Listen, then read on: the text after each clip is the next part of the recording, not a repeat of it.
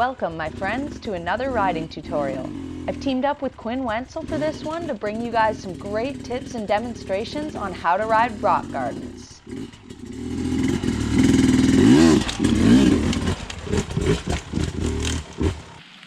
How's it going, guys? Quinn Wenzel here, out here at Wellsville with Megs Brapp, and we're going to give you 5 tips on how to navigate this gnarly rock section. And it's going to be a little extra gnarly today because it's raining, so it should be fun.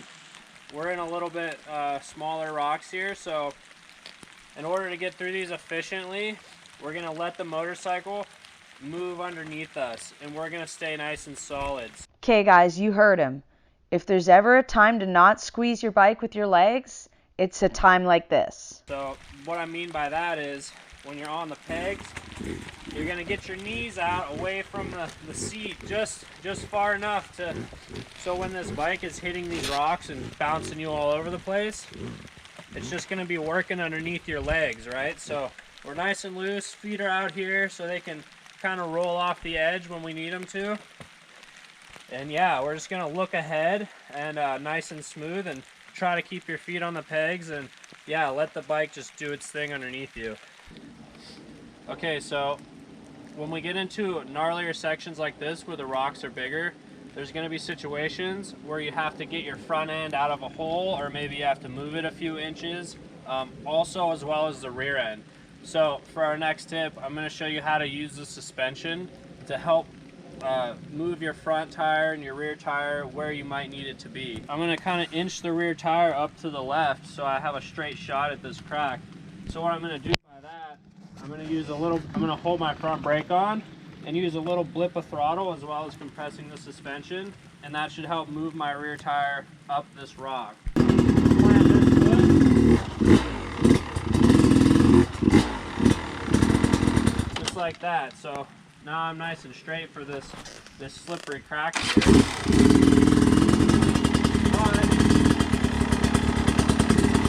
Let's just say I need to move my front to a little bit, right, like that. I just go down towards the tank and press the front, and I'm able to move it pretty easily because the suspension is going down, and I'm using that rebound to help me bring the front end up rather than just rely on pure strength.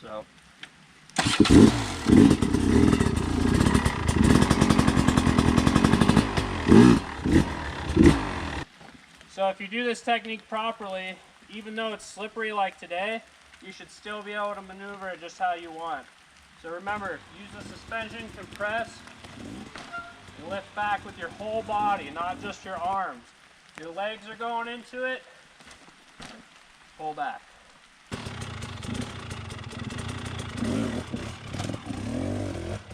Nice. Step number 3 is to avoid wheel spin. We want traction, you guys. If you're spinning your tire all over the place, many bad things will happen. Your rear end will slide into every crack and every hole it can find. You're not going to find the grip to get up and over anything. And you're not going to be able to nail techniques like holding pressure to loft that front wheel over a hole. You need to understand finesse with your clutch and the throttle to find traction in places like this. When you start to spin your tire, stop and assess the situation. Look at what is causing your tire to spin and figure out how to solve the issue. Quite often, the simple fix will be to weight your rear tire and be a little easier on the throttle while letting the clutch out slowly.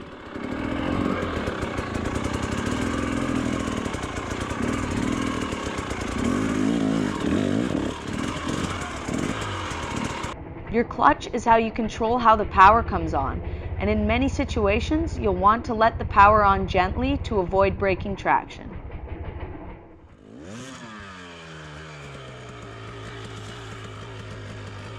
The next tip is to think outside the box. Here's a classic situation where I cannot fit my bike between some rocks to make this turn. I'm really exhausted from battling my way up to this point, so physically lifting and pulling the bike is a no-go for me. Instead, I'm going to get my bike vertical in a slow wheelie so that I can fit through these rocks while making that tight turn. Getting comfortable with these maneuvers will do wonders for your technical riding and it all starts with clutch and throttle control. Last but not least, I'm going to address the burning question in your mind. How do I even get started in such ridiculous terrain? A rock garden like this can definitely be intimidating. The first thing to do is to break it into sections and take it one at a time. Try to get through each section as smoothly as possible, and then stop and reassess before tackling the next one. It's important to really look ahead and choose safe places to stop where you can actually put a foot down. The holes and the gaps in the rocks make it especially difficult to stop or dab a foot. So it's important to really have a plan as to where you can put your foot down when you attempt each section. Thank you guys so much for watching. Hopefully this information can stick with you and give you a good base to start with when attempting to ride in the rocks.